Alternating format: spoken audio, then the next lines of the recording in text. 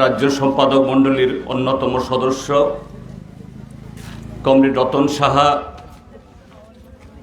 আমাদের পার্টির সোনামুড়া মহকুমা কমিটির সম্পাদক এবং ত্রিপুরা বিধানসভায়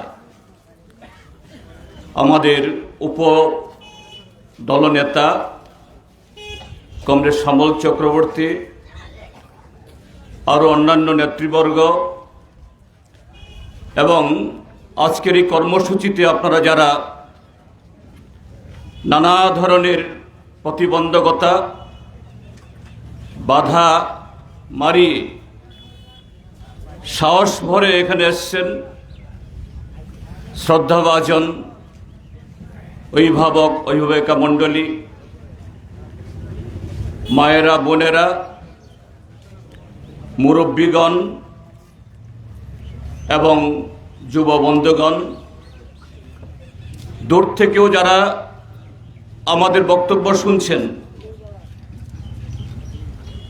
আর এই কমলনগর বাজারের সুদী ব্যবসায়ী, দোকানি, পথচারী সমস্ত বন্ধুদের আমি আমাদের পার্টির তরফ থেকে এবং আমার ব্যক্তিগত তরফ থেকেও আদাব এবং নমস্কার জ্ঞাপন করছি।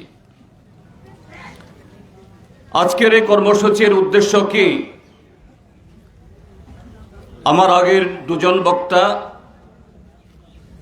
বিশেষ করে আমাদের পার্টির মহকুমা সম্পাদক কমরেড শ্যামল চক্রবর্তী খুব সুন্দরভাবে গত 8.5 বছরের ঘটনাবলী, তার সাথে গোটা দেশের মধ্যে গত 12 বছর ধরে যে দুঃশাসনের শাসন চলছে তার সমস্ত ধরনের সংক্ষেপে হলেও ব্যাখ্যা তুলে ধরে আমাদের জীবনের প্রত্যেক দিনের অভিজ্ঞতার সাথে মিলিয়ে আপনারা যারা এই এলাকায় প্রতিদিন প্রত্যক্ষ করছেন, মোকাবেলা করতে হচ্ছে, নানা ভোগান্তির সম্মুখীন হতে হচ্ছে, এই কথাগুলো বলেছেন। কেন সন্ত্রাস, কি উদ্দেশ্যে? আমি সে প্রসঙ্গে আসার আগে আজকের জনসভার আরেকটা মূল যে উদ্দেশ্য, শুধু ত্রিপুরা রাজ্যে না, সারা দেশব্যাপী পেট্রোল, ডিজেল ইত্যাদি অত্যন্ত অপরিহার্য যে সমস্ত পণ্য, তার যে সংকট, তার সাথে সমস্ত ধরনের নিত্য প্রয়োজনীয় দ্রব্যের একদিক থেকে আকাল, আরেক দিক থেকে আকাশ ছোঁয়া তার মূল্য। কেন, কি কারণে? অথচ আমাদের এদেশের মানুষ কাশ্মীর থেকে কন্যাকুমারী, কন্যাকুমারী থেকে আমাদের ত্রিপুরাজ্য, যেখানেই আপনি যান, যেখানে আপনি চোখ ফেলেন, কি কৃষক, কি ক্ষেতমজুর, কি জুমিয়া, কে শ্রমিক অক্লান্ত ফসল ফলাচ্ছে, সাধ্যমতো উৎপাদন করছে, জমি থেকেও কারখানা থেকেও, কিন্তু সেই উৎপাদিত পণ্য মানুষের নাগালের মধ্যে আসছে না, অস্বাভাবিক মূল্যের জন্য সেটাকে ধরতে পারছে না। আর গত কয়েক মাসে এটা এমন পর্যায়ে চলে গেছে, আমাদের দেশের মাননীয় প্রধানমন্ত্রী নরেন্দ্র মোদী তিনি কদিন আগে সখেদে এই দেশের মানুষের জন্য তিনি কারো কথা শোনেন না, তিনি শুধু বলেন মন কি বাত, অন্যের মনের কথা, দেশবাসীর কথা তিনি শোনেন না। জবরদস্তি করে যেখানে যেখানে বিজেপি রাজত্ব, সেখানে আপনাদের এই বর্ষনগর ব্লক এলাকা, এই সোনামুড়াতেও অনেক নিরীহ মানুষকে শুনতে বাধ্য করা হয়। তিনি বলছেন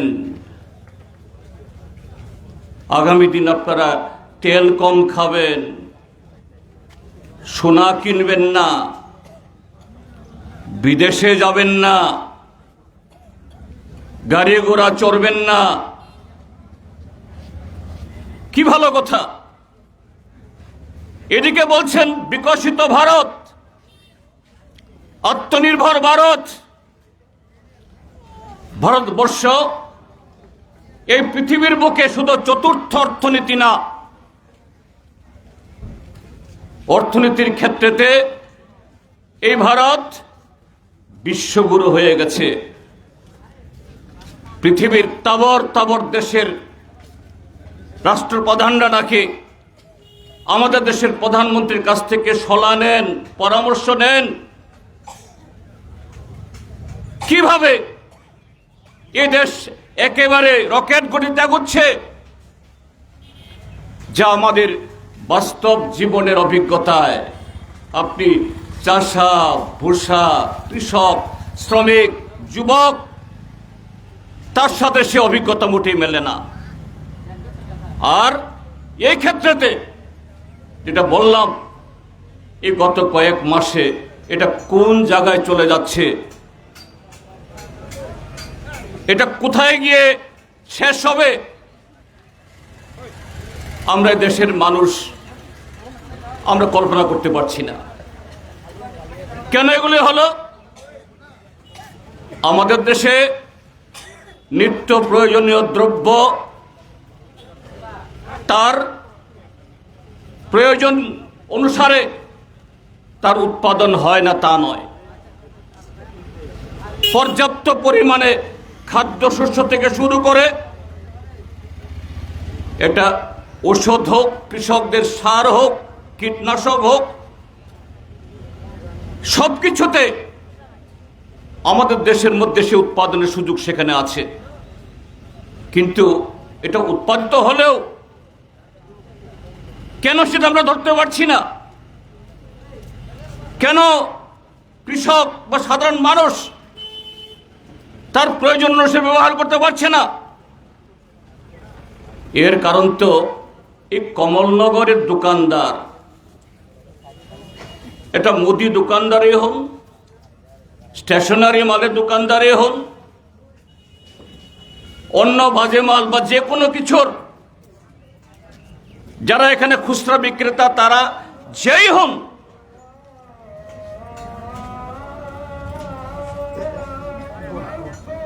ঠিক আছে,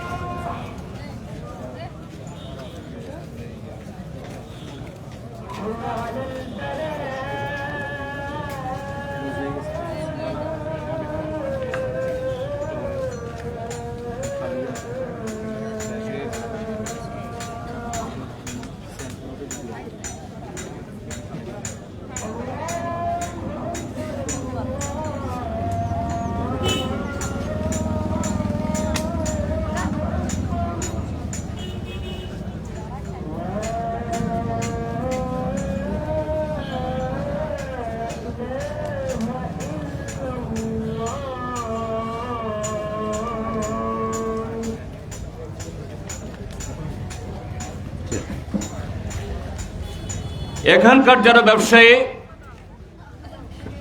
তারা হয়তো সোনামুড়া শহর থেকে, আগরতলার গোলবাজার বা কেউ কেউ দেশের অন্য কোনো প্রান্ত থেকে সরাসরি তারা এই মাল নিয়ে আসেন, জিনিসপত্র নিয়ে আসেন। আমাদের মনে হতে পারে দাম বোধে বাড়ায় গোলবাজারের দোকানদাররা, আড়তদাররা, বা ওই গুয়াহাটি বা কলিকাতার সেখানকার পাইকারি ব্যবসায়ীরা। হ্যাঁ, বাইরে থেকে এরকম নিশ্চয়ই মনে হয়, কেননা তাদের হাত দিয়ে লেনদেন হয়, কিন্তু জিনিসের মূল্য বৃদ্ধির কারণ দেশের যারা পাইকার, যারা আড়তদার, তাদের কোনো ভূমিকা থাকে না, কথা বলছি না, কিন্তু মূল ভূমিকা দেশের সরকারের অর্থনৈতিক নীতি, দেশের সরকারের এই দেশের কৃষি সম্পর্কে, শিল্প সম্পর্কে, এই দেশের আমজনতা সম্পর্কে, সামগ্রিকভাবে এই দেশের 140 কোটি মানুষ, তাদের জীবন জীবিকা সম্পর্কে তাদের যে দৃষ্টিভঙ্গি, সেই কারণে জিনিসপত্রের দাম বাড়ে বা কমে। কখনো তার কৃত্রিম অভাব তৈরি করা হয়, কখনো আকাল হয়, কখনো সংকটে তৈরি হয়, এবং এগুলো দেশে যদি বুর্জোয়া সরকার থাকে এবং সে বুর্জোয়া যদি স্বৈরাচারী হয়, আজকে আমাদের দেশে নরেন্দ্র মোদীর নেতৃত্বে যে ভারতীয় জনতা পার্টি সরকার, এই ঘটনা এটা আরো ব্যাপকতর, আরো বেশি জনগণের সংকট তৈরি করার ক্ষেত্রে সে ভূমিকা গ্রহণ করে। আমি সব কথা বলছি না, সব কথা বলার সুযোগ বিস্তারিতভাবে এখানে নেই, একটাই শুধু উদাহরণ দিচ্ছি কেন আজকে আমাদের দেশে পেট্রোলের দাম মাঙ্গা, ডিজেলের দাম মাঙ্গা, রান্নার গ্যাস আকাল হচ্ছে। এটা রুখিয়া থেকে হোক বা বড়মোড়া থেকে উত্তোলিত প্রাকৃতিক গ্যাস, বা ওই আমাদের হলদিয়া বন্দর থেকে চিটাগাং বন্দর হয়ে আপনাদের এখানে শ্রীমন্তপুর দিয়ে আজকেও আসার পথে দেখেছি আমি, চিটাগাং বন্দর হয়ে গ্যাসের অনেক ক্র্যাকার, বড় বড় ট্যাঙ্কার এসছে, এগুলার দাম বাড়ছে। হে, আমরা জানি আমাদের দেশে কিছু তৈল খনি আছে, অর্থাৎ পেট্রোলিয়াম খনি আছে, তা দিয়ে আমাদের চাহিদার মাত্র 10 থেকে 15% মেটে, বাকি 80-85% আমাদের জোগাড় করতে হয় বিদেশ থেকে। আর তার বহুল অংশ আসে মধ্যপ্রাচ্য থেকে, ইরান থেকে, কাতার থেকে, ওমান থেকে, সৌদি আরব থেকে।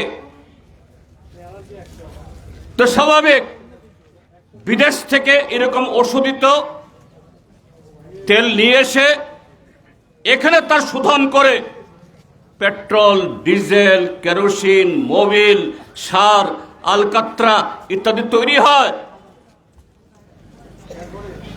এই কটা দিনে এগুলি খুব মাঙ্গা এবং সরকার নিশ্চিত করতে পারছে না এর দাম কবে কমবে, তো প্রশ্নে ওঠে না। কবে এই দাম একটা স্থিতিশীল হবে? কেন ঘটনা ঘটল আমরা সকলেই জানি, বা আমাদের সকলকে জানানো হয়, বোঝানো হয়। আমেরিকার সাথে ইরানের যুদ্ধ, হরমুজ প্রণালী দিয়ে এই তেলবাহী জাহাজ আসতে দেওয়া হচ্ছে না, এই কারণে তেল আসছে না। এখন যদিও একটা চুক্তি হচ্ছে, আগামী দিন একটা আশার আলো দেখা যাচ্ছে, কিন্তু কি হবে আমরা এখনো জানি না। যুদ্ধ কার মধ্যে? আমেরিকা আর ইরানের মধ্যে। যুদ্ধ তো না, একতরফা আক্রমণ ইরানের উপরে, অন্যায় আক্রমণ। তারপরও এই যুদ্ধ হওয়া সত্ত্বেও ভারতবর্ষের তেলের জাহাজ আসতে কোনো বাধা হওয়ার কথা ছিল না।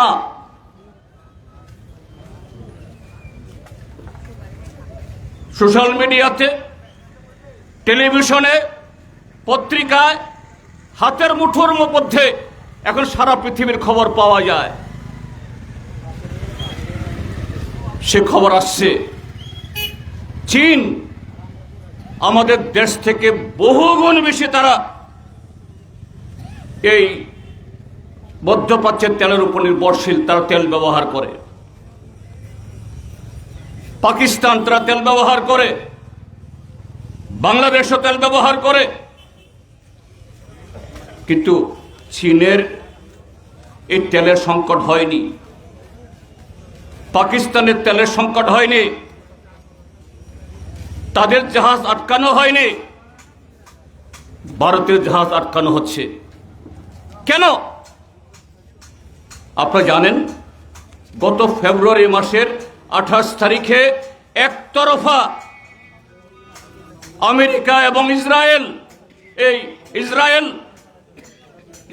ওইদিকে প্যালেস্টাইনের উপরে আর ইরানের উপর আক্রমণ শুরু করে। তার দুদিন আগে যে ইসরায়েল সারা পৃথিবীর কাছে একটা নরঘাতক, শিশুঘাতক, একটা অপরাধী হিসেবে চিহ্নিত, সে দেশের প্রধানমন্ত্রীর বিরুদ্ধে এই পৃথিবীর 1.5 শতাধিক দেশে তার বিরুদ্ধে গ্রেপ্তারি পরোয়ানা জারি। এরকম একজন অপরাধী, যে দেশে অতীতে আমাদের দেশের কোন প্রধানমন্ত্রী সে দেশ সফর করেননি, সরকারিভাবে আমাদের দেশের কোন মন্ত্রী সে দেশে যাননি। আর এই ফেব্রুয়ারির 28 তারিখের দুদিন আগে নরেন্দ্র মোদী সাহেব সেখানে গিয়ে, ইসরায়েলের পার্লামেন্টে গিয়ে সেখানে তিনি পুরস্কার গ্রহণ করছেন। আর সেই পুরস্কার পাওয়াতে আপ্লুত হয়ে গদগদভাবে বলছেন, ইসরায়েল তো আমার ফাদারল্যান্ড, আমাদের পিতৃভূমি। এই ভারতবর্ষের কি উত্তর ভারতের, কি দক্ষিণ ভারতের, কি পশ্চিম ভারতের, কি আমাদের পূর্ব ভারতের, হিন্দু বা মুসলিম, শিখ বা খ্রিস্টান, কোন ভারতীয়র পিতৃদেব ইসরায়েলি ছিলেন, ইহুদি ছিলেন আমরা জানি না। সেখানে আমাদের প্রধানমন্ত্রী সে সফরের পর দুদিন বাদে একযোগে আমেরিকা এবং ইসরায়েল এই ইরানের উপরে অবর্ষণ শুরু করেছে। তো পরোক্ষে এ থেকে কি বুঝতে হয়, এ থেকে কি অনুমানে আমাদের আসতে হয়? ইরানের উপর আক্রমণের পেছনে পরোক্ষভাবে আমাদের দেশের নৈতিক সমর্থন ছিল, সরাসরি যুদ্ধ না হলেও। সে কারণে আমেরিকা যখন ইরানের সর্বোচ্চ ধর্মগুরু খামেনি তার পরিবার সহ বোমা মেরে পুরা পরিবারকে নিচ্ছিন্ন করে দিল, ইরান যাদের সাথে কয়েক হাজার বছরের সম্পর্ক আমাদের ভারতবর্ষের, পৃথিবীর অন্যতম প্রাচীনতম সভ্যতা, যে ইরান কাশ্মীর নিয়ে যখন বাকি মুসলিম দুনিয়া হয় কেউ আমাদের বিরুদ্ধে পাকিস্তানের মতো, আবার কেউ হয়তো বা নীরব, সেই জায়গায় ইরান এক পায়ে দাঁড়িয়ে ভারতবর্ষের পক্ষে কথা বলেছেন যে না, কাশ্মীর ভারতবর্ষের অবিচ্ছেদ্য অঙ্গ। এরকম বন্ধুত্ব যেমন তেমন নয়। তারা আমাদেরকে সস্তায় তেল দেন, আর সে দেশের রাষ্ট্রপ্রধান সর্বোচ্চ ধর্মীয় গুরু তাকে বংশশুদ্ধ নির্মূল করে দিল। আমাদের বিশ্বগুরু ভারতবর্ষ, তার প্রধানমন্ত্রী এক সপ্তাহ লাগলো এ ব্যাপারে মুখ খুলতে। কোন ধরনের শোক প্রস্তাব, কোন ধরনের নিন্দা প্রস্তাব আমেরিকার বিরুদ্ধে দেয়নি। সে কারণে চীনের জাহাজ আটকানো হলেও, পাকিস্তানের জাহাজ আটকানো হলেও ভারতের জাহাজ আটকানো হয়, আর তার ফলে আমার দেশের পেট্রোলের দাম, ডিজেলের দাম বৃদ্ধি, আর তার সাথে গাড়ি ভাড়া, তেল, নুন, ডাল, তরি তরকারি সব কিছুর দাম আজকে বাড়ছে। তো জিনিসপত্রের দাম, যেটা বলছিলাম, কোনো আড়ত বাড়ায় না, তাদের হয়তো কিছু হাত থাকে, বাড়াই হলো দেশের সরকারের নীতি। এইভাবে ভারতবর্ষের সরকার এই দেশের কোটি কোটি মানুষের তার রুজি রোজগার, তার খাওয়া পড়া, জীবন জীবিকা, তার উপরে আজকে প্রত্যক্ষ এবং পরোক্ষ সেখানে আঘাত হানছে। তো সেই জায়গা থেকে বাঁচতে গেলে পরে কি করা প্রয়োজন? আমাদের প্রধানমন্ত্রী বলছেন 1 বছর আপনারা তেল কম খাবেন, আপনারা সারের সবজি খাবেন না, অর্গানিক জৈবিক সারের উৎপাদিত ফসল খাবেন, স্বাস্থ্য ভালো হবে। আসল কথা হলো সার দিতে পারবেন না, সার নাই।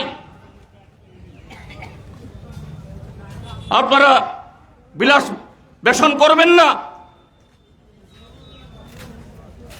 কিন্তু এই কথাটা কেন শুধু আমজনতার জন্য? শুধু দিনমজুর, ক্ষেতমজুর, জুমিয়া, শ্রমিক, বেকার যুবক, তাদের জন্য এই ফরমান? দেশের অর্থনীতি আজকে যে ভঙ্গুর, এটাকে সচল করানোর জন্য, দাঁড় করানোর জন্য আমাদের দেশের টাকার হাঙ্গর, সম্পদের হাঙ্গর, একচেটিয়া পুঁজি, তাদের উপরে আপনি আপনাদের ফরমান জারি করুন না। কই না তো?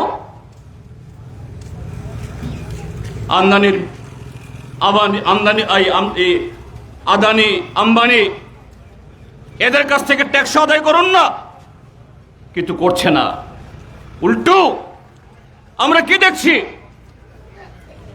ব্যাংকগুলা থেকে এই আদানি আম্বানি সহ আরো বহু কোম্পানি তাদের ব্যবসা বাড়ানোর জন্য ব্যাংক থেকে লক্ষ লক্ষ কোটি টাকা তারা প্রায় বিনা সুদে ঋণ নেয়। সে ঋণ ফেরত চায় না তাদের কাছ থেকে, সে ঋণ ফেরত নেওয়া হয় না। ঋণ খিলাপ করে অনেকে টাকা চুরি করে বিদেশে চলে যায়। সে বিদেশ থেকে গত 12 বছরে একজন এই ব্যাংক লুণ্ঠনকারী, ভারতবর্ষের সম্পদ লুণ্ঠনকারীকে এরা দেশে আনতে পারেনি, তাদের লুণ্ঠিত সম্পদ ফেরত আনতে পারেনি। আর যারা ঋণ খিলাপি করেছে তাদের কাছ থেকে ঋণ আদায় হয়নি। কিন্তু আপনি বক্সনগর এলাকার মানুষ, আপনি সুনামগড়ের মানুষ, আপনি সাধারণ কৃষক, অল্প জমি সবজি করেন, কমলনগর বাজারে ছোট্ট দোকান নিয়ে পরিবার চালানোর জন্য ব্যবসা করেন। ব্যাংক থেকে স্ত্রী কন্যার গয়না বন্ধক দিয়ে ঋণ নিয়ে এসে একটা টমটম কিনেছেন, একটা অটো কিনেছেন, একটা ক্যান্টার ট্রাক নামিয়ে এনেছেন। আপনার মেয়াদ শেষ না হতে হতে আপনার বাড়িতে হাজির ব্যাংকের প্রতিনিধিরা। আর বহু লোক তো ব্যাংক জাতীয়কৃত হলেও সে ব্যাংকে গিয়ে জুতা ক্ষয়ে গেলেও ব্যাংকের ম্যানেজারের মনকে আপনি গলাতে পারেন না, অনেকে সেটা পান না। বাধ্য হয়ে প্রাইভেট ফাইন্যান্স কোম্পানি, ওই যে বন্ধন আর ওই রকম সংস্থা এখন ছেয়ে আছে, এদের কাছে হাত পাততে হয়, চড়া সুদে ঋণ নিতে হয়। আর এই ঋণ ফেরত করার দিন শেষ হতে না হতেই বাড়িতে এসে হাজির হয়। না দিতে পারলে কারোর ঘরের টিন খুলে নিয়ে যায়, বাড়ি থেকে জিনিসপত্র তুলে নিয়ে যায়। কেন হয় না এগুলো? আমাদের দেশের পুঁজিপতিদের বিরুদ্ধে, যারা এই দেশের 70% সম্পত্তির মালিক হয়ে বসে আছেন মাত্র বিগত অল্প দিনের মধ্যে, এবং এই 12 বছর সময়ের মধ্যে বেশি। এখানে আমার পূর্ববর্তী বক্তারা রেগার কথা বলেছেন। বামফ্রন্ট সরকারের সময়তে রেগা কিভাবে এখানে মানুষ উপকৃত হতেন। শুধু বছরে 95 দিন কাজ না, শুধু রেগা না, agriculture, horticulture, forest department, ADC এলাকাতে এডিসি, ফিশারি, আরো বহু দপ্তর ম্যান্ডেট জেনারেশনে কাজ করে। শুধু 95 দিন না, 100 দিন না, আরো 50-60 দিন। আর এডিসি এলাকাতে 200 দিনের উপরে। প্রত্যেক সপ্তাহে পেমেন্ট হয়, বাজারগুলো গম গম করে। ব্যবসায়ীদের মাছি তাড়ানোর জন্য বসে থাকতে হয় না। শুধু এইভাবে কাজ না, সেই রেগার অর্থে যে শ্রম দিবস, একটা গ্রামে এই শ্রম দিবস অর্থাৎ শ্রমকে কাজে লাগিয়ে রাবার বাগান, হর্টিকালচার, জলসেচের ব্যবস্থা, পুকুর, এখন হয় না কথা বলছি না, এখনো ছিটে ফোটা হয়। কিভাবে? সমস্ত ওই জেসিপির মালিকের সাথে 50-50 কন্ট্রাক্ট। ওই যে বলছেন সমলবাবু, প্রত্যেক পঞ্চায়েতে এরকম মাতব্বর কার্ডের মালিক যারা 15, 20টা, 30টা, এরা 100 দিন না, রেগা যতদিন ছিল, এটা একটা আইন। এই আইন থাকা সুবাদে এই রেগার কাজ কোন পঞ্চায়েতের, কোন ওয়ার্ডের, কোন জব কার্ড হোল্ডার এই কাজটা পেয়েছেন, এগুলো ইন্টারনেটে আপলোড করতে হয়, দিতে হয় বাধ্য হয়েই। খোঁজ করে দেখবেন এই রেকর্ডগুলো এখনো আছে। ওই মাতব্বর কার্ডের মালিক এরা 100 দিন না 150 পৌনে 200 দিনও তারা পায়। আর সেটা দিয়ে এই যে গ্রামে কিছু এরকম পুকুর টুকুর হয়, এই পুকুর কাটাতে জেসিপির মালিকের সাথে তাদের পর্তা হয়, মন্ডলের সাথে পর্তা হয়। ক্ষতিগ্রস্ত কারা? সত্যিকারের যারা বিপিএল, সত্যিকারের যাদের কাজ দরকার, রোজগার দরকার, তারা ক্ষতিগ্রস্ত হয়। এটা একদিক। আরেকটা দিক হলো এই শ্রম গ্রামের সম্পদ নির্মাণে ব্যবহৃত না হওয়ার কারণে আগের মতো সে সম্পদ নেই। গ্রামের রাস্তা, গ্রামের পানীয় জলের ব্যবস্থা, গ্রামের সেচের ব্যবস্থা, সব কিছুতেই আজকে এবড়ো থেবড়ো একটা অবস্থা। এই কারণেই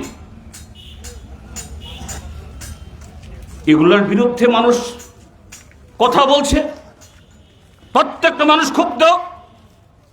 শুধু লাল ঝান্ডা যারা নিয়ে মিছিল করেন বা নানা কারণে করতে পারেন না ভয়ে, তারা নন। প্রত্যেকটা মানুষ ক্ষুব্ধ।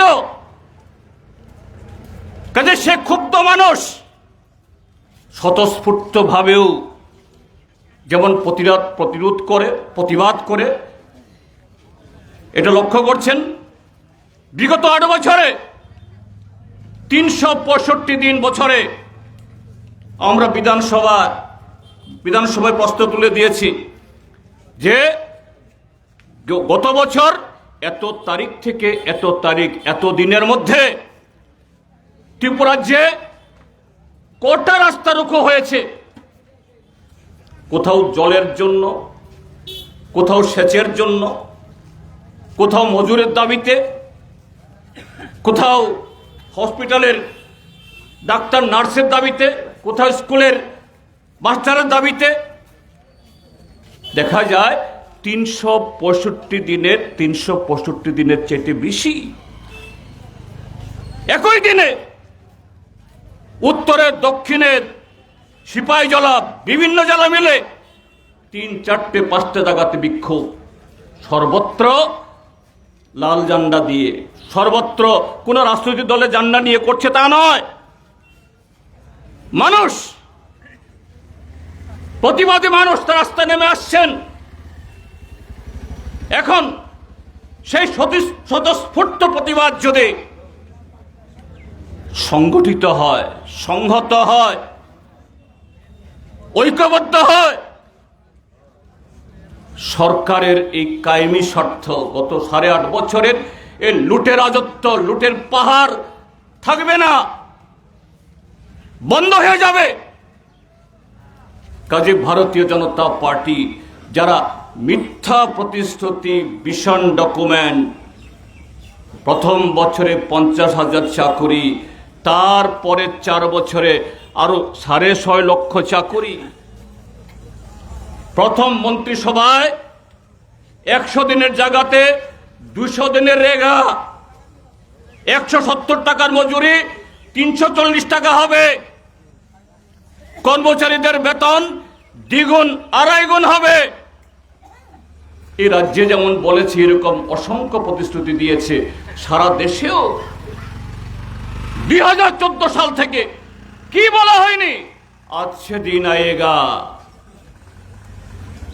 100 দিনের মধ্যে এই দেশের যারা ব্যাংক লুটেরা, এদের কোমরে দড়ি বেঁধে নিয়ে এসে এদের কাছ থেকে আদায়কৃত অর্থ প্রত্যেক ভারতীয় পরিবারের অ্যাকাউন্টে 15 লক্ষ টাকা করে জমা হবে আপনার অজান্তে। আপনি হঠাৎ করে দেখবেন 100 দিনের মধ্যে একদিন লাখপতি হয়ে গেছেন। তার 2 দিন বাদে বলল না, ভারতবর্ষকে উন্নত করার জন্য, ভারতবর্ষের গরিব মানুষকে বাঁচানোর জন্য, এই কালো টাকা উদ্ধার করার জন্য শুধু বিদেশ থেকে ধরে আনা না, এই দেশেও টাকার যারা কুমির, এরা 500,000 টাকার নোট নিয়ে বান্ডেলে বান্ডেলে লুকিয়ে রেখেছে। হঠাৎ একদিন রাত্র 8টায়, কারণ সকাল 8টায় যদি বলা হয় তাহলে বিকালে সময় পাবে, সময় নিয়েছে রাত্র 8টায় নরেন্দ্র মোদী হাজির হলেন টেলিভিশনে পর্দায়। কালকের থেকে 500,000 টাকার নোট বাতিল। কেন বাতিল? কারণ এই 500,000 টাকার নোট কালোবাজারিরা সব তাদের সিন্ধুকে ভরে রেখেছে, এদের গোপন আলমারিতে ভরে রেখেছে। এটা এতদিনের মধ্যে জমা দিতে হবে। কাজে কালোবাজারিরা তারা ব্যাংকে আসবে না, ব্যাংকে আসলে ধরা পড়বে, ইনকাম ট্যাক্স দেয়নি। তাহলে এই টাকা যখন তামাদি হয়ে যাবে, বাতিল হয়ে যাবে, মেয়াদ শেষ হয়ে যাবে, অটোমেটিক রাষ্ট্র তথা সরকার, এটা তো রিজার্ভ ব্যাংক থেকে বেরিয়ে গেছে সে অর্থ, এটা যেহেতু রিজার্ভ ব্যাংকে ঢুকেনি, রাষ্ট্র সেই টাকার মালিক। লক্ষ লক্ষ কোটি টাকা, এই টাকা আসলে কৃষকের স্বপ্ন পূরণ হবে, বেকারের স্বপ্ন পূরণ হবে। আর এই টাকায় উগ্রপন্থা, সন্ত্রাসবাদ, কালোবাজারি, এদের রমরমা, এই টাকা যখন বন্ধ হয়ে যাবে অটোমেটিক উগ্রবাদ বন্ধ হবে, সন্ত্রাসবাদ বন্ধ হবে। ভারতবর্ষে বর্ডারে আর বিএসএফ মোতায়েন করতে হবে না, পাকিস্তান সীমান্তে আর সেনা মোতায়েন করতে হবে না। কারণ এই কালো টাকা বন্ধ হয়ে যাওয়ার কারণে সীমানার ওই পারে পাকিস্তানি হোক বা অন্য কোনো দেশে না খেয়ে মারা যাবে, অটোমেটিক তাদের সারেন্ডার করতে হবে। বলছেন আমাকে অল্প কটা দিন সুযোগ দিন, যদি আমার কথা সত্য না হয়, আমি যদি সে কথা ফলিয়ে দেখাতে পারি, আমাকে ল্যাম্পপোস্টে নিয়ে ঝুলিয়ে রাখবেন। কি হলো? 2016 সাল, 10 বছর হয়ে গেছে, হলো? হলো না। মানুষ বুঝতে শুরু করলো, প্রতিবাদ করতে শুরু করলো। হিন্দু, মুসলমান, শিখ, খ্রিস্টান, বৌদ্ধ, সমস্ত নিপীড়িত মানুষ রাস্তায় নামলো। শ্রমিকরা, কৃষকরা, ক্ষেতমজুররা প্রমাদ করলেন একে রুখতে হবে। রুখতে হলে কি করতে হবে? একটাই অস্ত্র, হিন্দু মুসলমানের দাঙ্গা লাগিয়ে দাও। বলছে হিন্দু খতরা মে হ্যায়।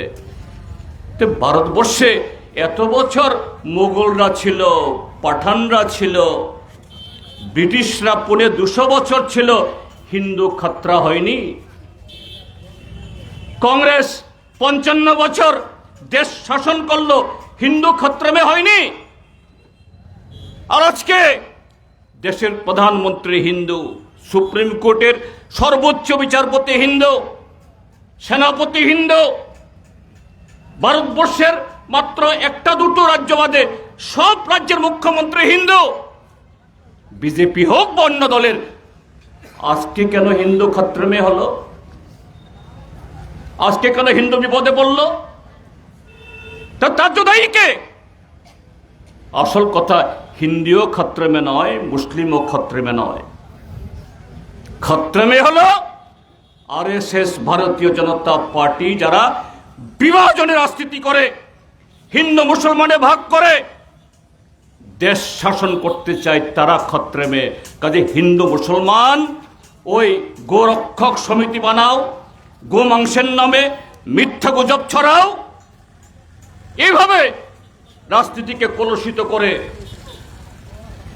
একটা নির্বাচন আসলে পরে এই নির্বাচনের বৈতরণী পার হওয়ার চেষ্টা করো। এখন তো তার মধ্য দিয়েও হচ্ছে না। আগামী দিনগুলোতে এই হিন্দু মুসলমান করেও বৈতরণী পার হতে পারবে না, এরা নিশ্চিত। এই যে গেল বিহারের ভোট, পশ্চিমবাংলার ভোট আমরা জানি নির্বাচনের ফলাফল বিজেপি জিতেছে। পশ্চিমবাংলা বিজেপি দখল করেছে প্রথমবার। আসামেও বিজেপির মন্ত্রিসভা আবার গঠিত হয়েছে বেশি সংখ্যক আসন নিয়ে। এগুলো আসলে কি মানুষের ভোট? প্রকৃত অর্থে কি মানুষের ভালোবাসার ভোট? প্রকৃত অর্থে কি গত 12 বছর বা রাজ্যগুলোতে কোনো কোনো রাজ্যেতে 5 বছর 10 বছর সেখানে সুশাসনের জোট, তার ফসল সে ভোট দিয়েছে? মোটেও না। ইতিমধ্যে প্রকাশিত হচ্ছে স্পেশাল ইন্টেন্সিভ রিভিউ, ভোটার তালিকার শুদ্ধিকরণ।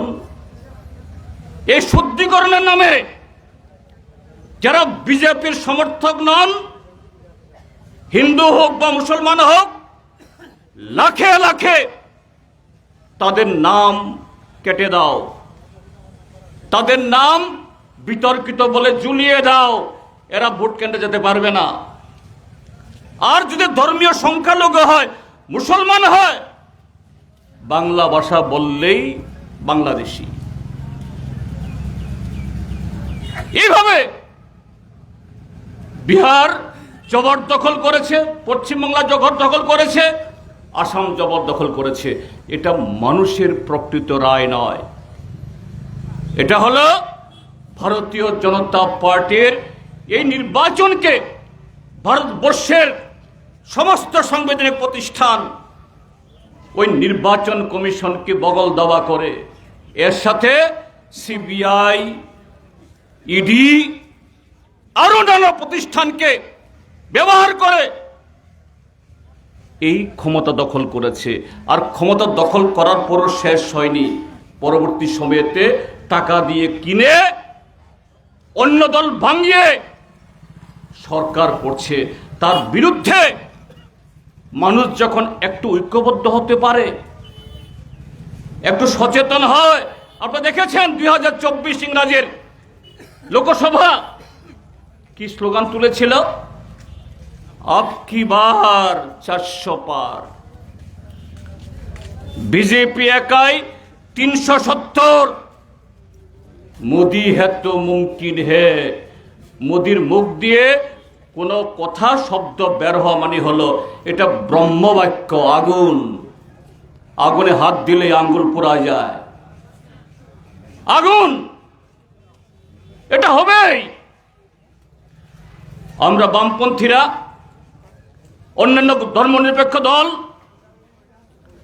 আমাদের মধ্যে কর্মসূচিগত, মতাদর্শগত কংগ্রেসের সাথে, অন্য দলগুলোর সাথে হাজার বিরোধ আমাদের আছে, ছিল, আগামী দিনেও থাকবে।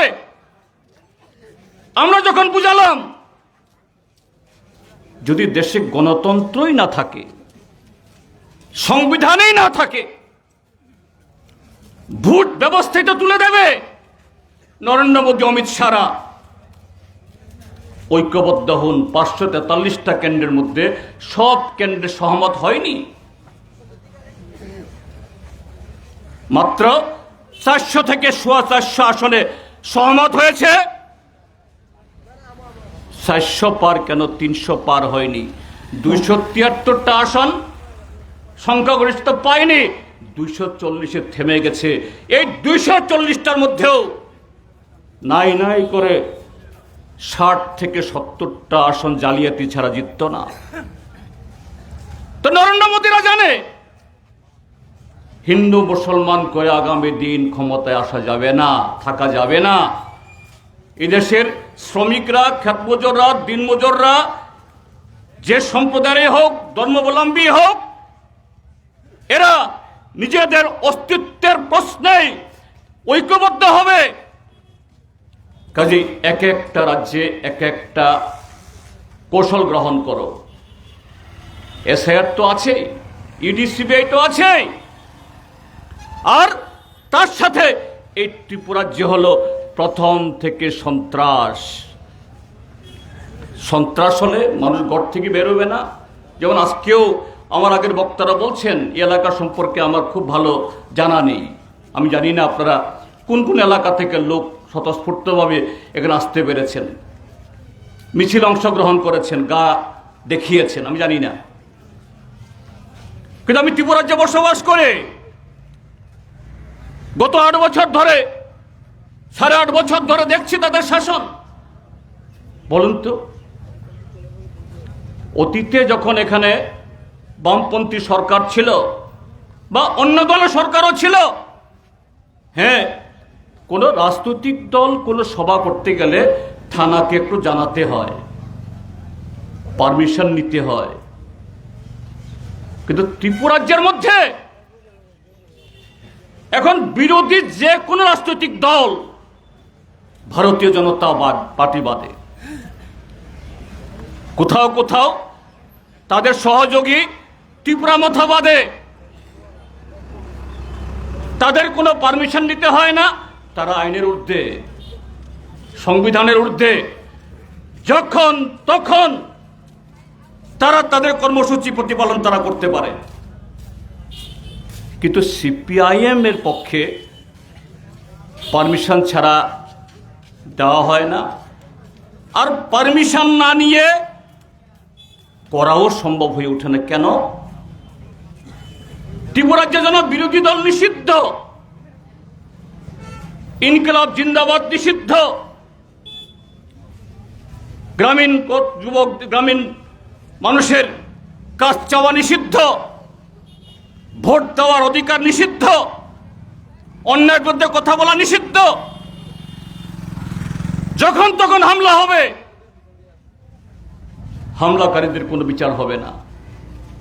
পার্টি অফিস গুড়িয়ে দেবে, আগুন লাগিয়ে দেবে, লুট করবে, বুলডোজার দিয়ে ভেঙে চুরে দেবে। গত 8.5 বছর ধরে একটা দুটো ঘটনা না, কোন পার্টি অফিস 20 বার 21 বার অব্দি এইভাবে আক্রান্ত হয়েছে, কোনো বিচার নেই। শ্যামলবাবু ঠিকই বলেছেন, পৃথিবীর সব প্রান্তে আজ থেকে এই কমিউনিস্ট পার্টি জন্ম হওয়ার পর থেকেই, সেই দ্বিতীয় মহাযুদ্ধের আগে ওই ইউরোপে, জার্মানিতে, ইটালিতে এরকম ভাবে আজকে আমাদের দেশের আরএসএস, বিজেপি যে ফেসিবাদী, সেখানকার আসল যারা ফেসিস্টিক ব্যবস্থার জন্ম যারা দিয়েছে, ইটালিতে মুসোলিনি, জার্মানিতে হিটলার, তারাও এইভাবে বিরোধী দলের সমস্ত কর্মকাণ্ড এগুলো থামিয়ে দেওয়ার জন্য চেষ্টা করেছিল। তখনও কিছু কিছু লোক মনে করেছিল, না, আমার উপর তো আক্রমণ হয় না, আমি তো কমিউনিস্ট না, আমি তো ট্রেড ইউনিয়ন করি না, আমি তো কৃষক সভা করি না, আমি তো নারী সমিতি করি না। একজন বিখ্যাত লেখক বলেছেন, আমাকে যখন ধরে নিয়ে গেল আর কেউ রইল না প্রতিবাদ করার। তো ত্রিপুরা রাজ্যের মধ্যেও কিছু লোক মনে করেছিল, বাবা আমি কোন রকমে বিজেপির সাথে গা মিলিয়ে থাকি, এতে কিছু কিছু প্রসাদ তো পাবো, সুযোগ সুবিধা পাবো, হয়তো বা কিছু পেয়েছেও, আমার বাড়ি আক্রমণ হবে না, আমার জীবন জীবিকার উপরে কোনো ধরনের হস্তক্ষেপ হবে না, আমি বেঁচে যাব। বাঁচতে পেরেছে। শুধু গতকালের কাঁঠালতলি ডুকলি ব্লক এলাকার ঘটনা না, তার 2 দিন আগের বাধারঘাটের ঘটনা না, একই থানার অধীন 3 দিন আগের শান্তিনিকেতন মেডিকেল কলেজে একজন যুবতী মেয়ের অস্বাভাবিক মৃত্যু ঘটনা না। অহরহ ধর্মনগর থেকে সাবরণ প্রতিদিন ঘটছে, আর এখন এই ঘটনা ক্রমশ বিজেপির বিরুদ্ধে বিজেপির আক্রমণ, বিজেপির বিরুদ্ধে বিজেপির ষড়যন্ত্র, এক গোষ্ঠীর বিরুদ্ধে আরেক গোষ্ঠীর লড়াই। এটা বক্সনগরেও, অন্য জায়গাতেও হচ্ছে, আরো সামনে হবে। কেননা আর সামনে 2028-এর বিধানসভা নির্বাচন, আর কদিন, মেরে কেটে মাত্র 20 মাস। তো গত 8.5 বছর, আপনাকে বাইক বাহিনী করে এর বাড়ি আগুন লাগাও, এর মাথা ফাটাও, এর ক্ষেত নষ্ট করো, ইচ্ছার বিরুদ্ধেও, সবাই যে জেনে শুনে অপরাধ করেছে কথা বলবো না, ইচ্ছার বিরুদ্ধেও অনেকে বন্ধু, আত্মীয়, প্রতিবেশী তার বিরুদ্ধে সব কাজ করেছে। না, আমার মন্ডল নেতার এই নির্দেশে যদি এটা একটা কাজ করে একটা চাকরি পেয়ে যায়, একটা লাইসেন্স পেয়ে যায়, একটা সুযোগ পেয়ে যায়, এরপরে স্বাবলম্বী হয়ে না হয় যার মাথা আমি ফাটিয়েছি তার পা ধরে গিয়ে আমি ক্ষমা চাইব, ভাই ভুল করেছি, তোমার কত টাকা খরচ হয়েছে আমি ক্ষতিপূরণ দিয়ে দিলাম, এইভাবে পুষিয়ে নেব। হয়েছে? হয়নি। তো 8.5 বছরে যারা এইভাবে কিছু যুবকের দারিদ্রতা, বেকারিত্ব, অভাবকে কাজে লাগিয়ে এই সমস্ত অপকর্মে লিপ্ত হয়েছে, তারা শুধু ব্যাগার খেটেছেন। কিন্তু অল্প কয়েকজন লোক তাদের বাড়ি, গাড়ি, ব্যাংক ব্যালেন্স, 2-4টা ছুটে পড়া যে চাকরি হয় সব হয়েছে। আপনার কিছু হয়েছে? হয়নি। আগামী 20 মাসে আপনার হবেও না। আগামী 20 মাসে যারা এইভাবে লুণ্ঠন করেছে এদের হিসাব হবে। আর বেশি দিন নাই রে। এই 20 মাস মানে কত? 30 দিনে মাস, 20 দিয়ে গুণ করলে কত হয়? 600 দিন। আজকের দিন পড়লেই কালকে সকালে আর 599 দিন সে দিন গুনবে। এই 599 দিন আমি আর কি করতে পারি? আমি কত লুটতে পারি? তারপরে কিছু হবে না। শুধু সিপিএম এর প্রশ্ন না, কারোর হবে না। এইভাবে একদিকে কায়েমি স্বার্থ, লুটতরাজ, আরেকদিকে হলো এই সন্ত্রাস টিকিয়ে রেখে একমাত্র লাল ঝান্ডা মার খেয়েও বিধানসভাতেও পশ্চিমবাংলা দেখেছেন আপনারা। পশ্চিমবাংলাতে গত 5 বছর আমাদের একজনও এমএলএ ছিল না, এবার মাত্র একজন হয়েছে। কিন্তু পশ্চিমবাংলাতে বেকারদের বিরুদ্ধে লড়াই করেছে কে? সিপিএম। কারখানার জন্য লড়াই করেছে কে? সিপিএম। কৃষকদের অধিকারের জন্য লড়াই করেছে কে? সিপিএম। গণতন্ত্র পুনরুদ্ধার লড়াই করেছে কে? সিপিএম। হ্যাঁ, মানুষ তৃণমূল কংগ্রেসের বিকল্প সিপিএম হয়ে উঠতে পারবে মনে করেনি, এই জন্য সিপিএমকে ভোট দেয়নি। কিন্তু মানুষ দেখেছে একমাত্র প্রতিবাদী হলো সিপিআইএম। এই ত্রিপুরাজ্যের মধ্যে যদিও আমাদের অবস্থা এরকম নয়, আমাদের 10 জন প্রতিনিধি আছে বিধানসভাতে। আমরা শুধু বিধানসভাতে সরব তা নই, বিধানসভার বাইরেও সর্বত্র হয়তো ক্ষণিকের জন্য, সাময়িকের জন্য কোনো কোনো জায়গাতে আমাদেরকে চুপ থাকতে হয়েছে, কিন্তু নীরবে হলো মানুষের লোকে আমাদের যোগাযোগ ছিল, আছে, থাকবে। আগামী দিন এটা আরো দুর্বার থেকে দুর্বার সেখানে হবে। সেই জায়গায় ওরা জানে সিপিআইএমকে, বামফ্রন্টকে, ভারতীয় জনতা পার্টি তাদের ঝুলিতে যতই টাকা থাকুক, ক্ষমতা ব্যবহার করার আরো কিছুদিন যতই সুযোগ থাকুক,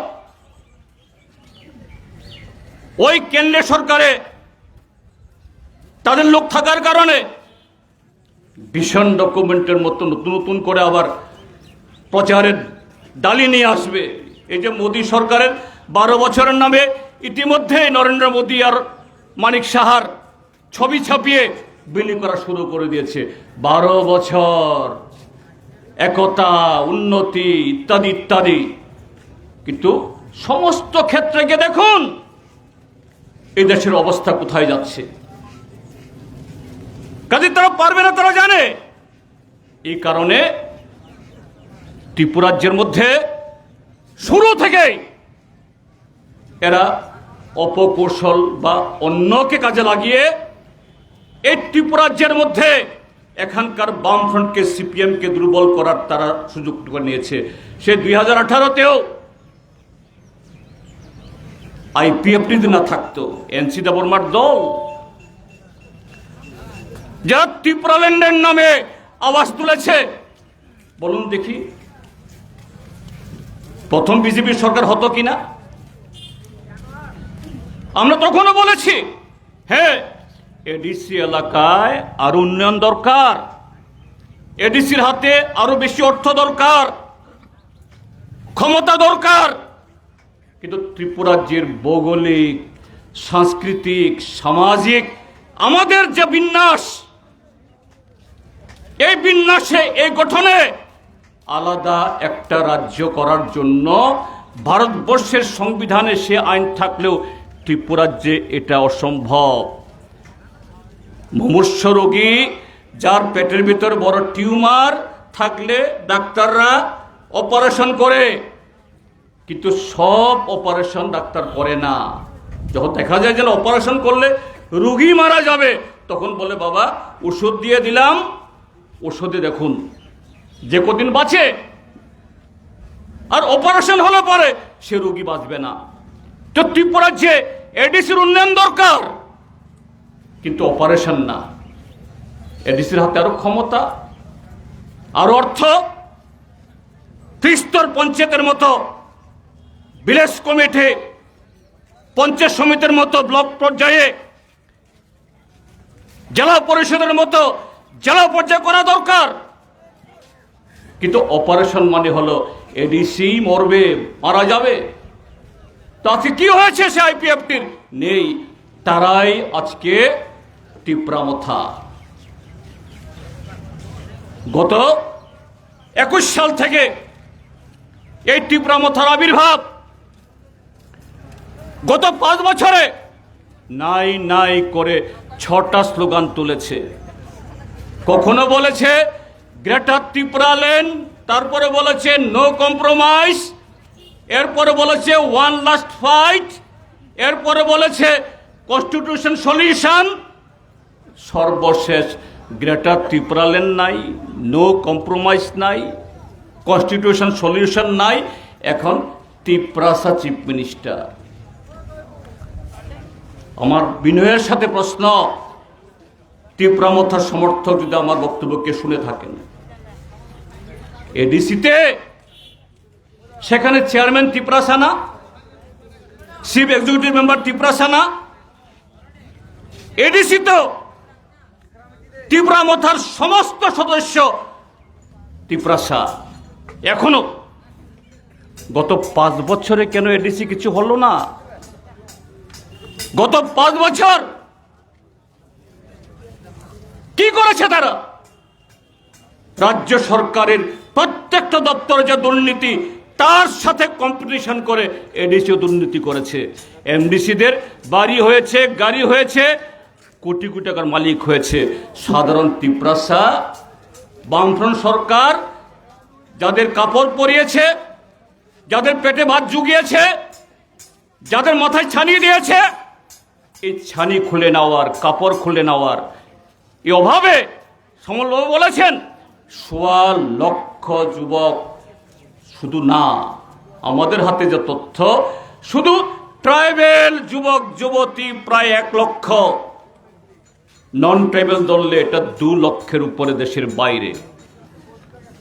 এখানে শেষ না, ধলাই জেলা এবং উত্তর জেলার কয়েকটা মহকুমা থেকে, সেখানে তো দুর্গম এলাকা, বামফ্রন্ট সরকারের সময়তেও উগ্রপন্থার জন্য রাবার বাগান টাগান করা যায়নি, ফরেস্ট রাইট অ্যাক্টে জমি দেওয়া যায়নি, কাটা তারের বেড়া ছিঁড়ে বাংলাদেশের জঙ্গলে গিয়ে গন্ধকি অর্থাৎ এরকম কিছু বনজ সম্পদ তৈরি করে এখানে বিক্রি করে কোনো রকম উদরপূর্তি করছে। বিএসএফ মানবতার খাতিরে, কারণ এই লোকগুলো এরা ভাত দিতে পারছে না, চোখের সামনে অভাবে কাতরাচ্ছে, এই ঘটনাগুলি করছে। কোথায় টিপরামথা? এখন এই টিপরামথা সমতলে এসে ট্রাইবেলরা তো বোকা বানানোর চেষ্টা হয়েছে, যদিও ট্রাইবেলরা অনন্তকাল বোকা থাকবে না, থাকতে পারে না, এটা ইতিহাস বলে না। তাদের এই সমস্ত বেলকে এ থেকে বেরিয়ে আসবে। কিন্তু দুর্ভাগ্যের হলো সমতলেও আমাদের সংখ্যালঘু মুসলমান ভাইদের মধ্যে 2-4 জনকে তারা বিভ্রান্ত করছে। এই সুনামরাতেও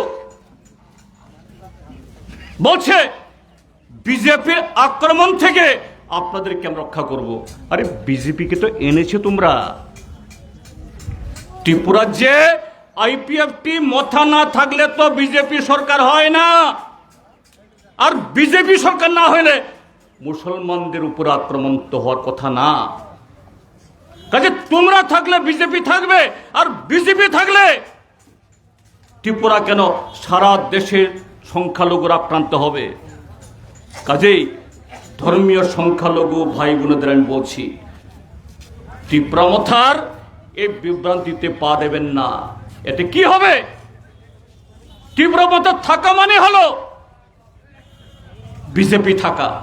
এবার দেখেছেন এডিসি নির্বাচনে তীব্রমথা এবং বিজেপি নিচুতলা সমর্থকদের মধ্যে তুমুল মারামারি, মাথা ফাটাফাটি, কয়েকশো মোটরসাইকেল পুড়িয়েছে, গাড়ি ভেঙেছে।